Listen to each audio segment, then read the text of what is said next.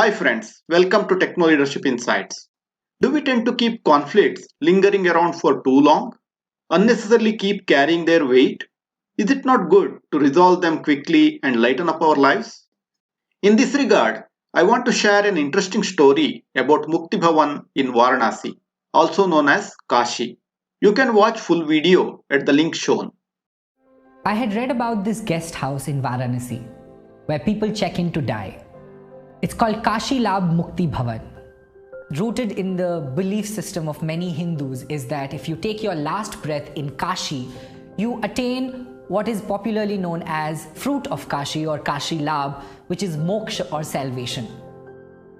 Now the interesting fact is that you're only allowed 2 weeks to stay in and die. So you have to be really sure. If you're still hanging around after 2 weeks, you got to check out. So I was really curious and fascinated to understand what would those people have learned who have not only accepted death as a reality, but are rather anticipating it with the timer on. So I went to Varanasi, spent a week in the guest house, and interviewed people who had checked in. Phenomenal, their life lessons were really thought-provoking. So in the same environment, I met Mr. Bhairavnath Shukla, who has been the manager of Mukti Bhavan for last 44 years. He has seen more than 12,000 deaths.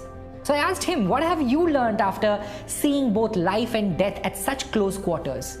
He shared with me 12 life lessons. But there's one life lesson in that series which is Mr. Shukla's favorite and resonated deep with me, and the life lesson is resolve all conflicts before you go. He told me a backstory to it. There was a Sanskrit scholar of the times by the name of Ram Sagar Mishra. Mishra was one of the eldest of the 6 brothers and was closest to the youngest. One argument years ago led to this bitter communication between the brothers and led to a wall eventually partitioning the house. In his final years, Mishra checked into the guest house with his little pan case and told Shukla to reserve room number 3 for him because he was sure he's going to pass away on day 16th after his arrival. On day 14th, he said, I want my estranged brother of 40 years to come and see me. This bitterness heavies my heart. I want to resolve every conflict before I go. A letter was sent out. On 16th day, the brother arrived and Mishra held his hand and asked him to bring down the wall dividing the house. He asked for his brother's forgiveness. Both brothers wept, and mid-sentence, Mishra stopped speaking. His face became calm, and he was gone in a moment. And I know that anecdote sounds straight out of a folk fiction novel, but Mr. Shukla told me that he has seen the same story replay over and over again with many different people who have come there. He said to me, Deepak, I see so many people carrying such unnecessary baggage throughout their life, only wanting to drop it at the very end of their journey.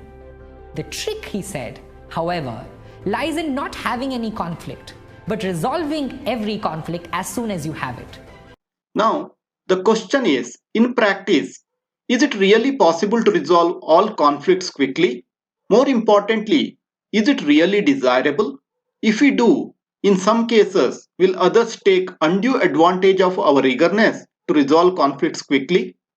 What do you think? What does your experience say? Do share your thoughts and experiences in comment section. Thanks for watching. See you next time.